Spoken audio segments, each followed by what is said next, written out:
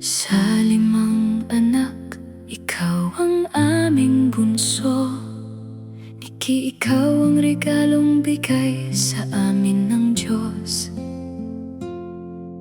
Sa bawat ngiti at kabutihan mong taglay, puso namin ay puno ng pagmamalaki. Ikaw ang anak na laging may malasakit, sa kaibigan at pinsan, pagmamahal ang hatid. Tinawag kang Miss kung geniality at tunay ngang bagay. Dahil sa tamis ng puso mo, lahat ay iyong napapangiti. Mapagbigay ang kamay, walang hinihintay na kapalit. Napakasipag at sa pangarap ay hindi sumusuko. Kahit mahirap, may talento sa sining, malikhaing puso't isip.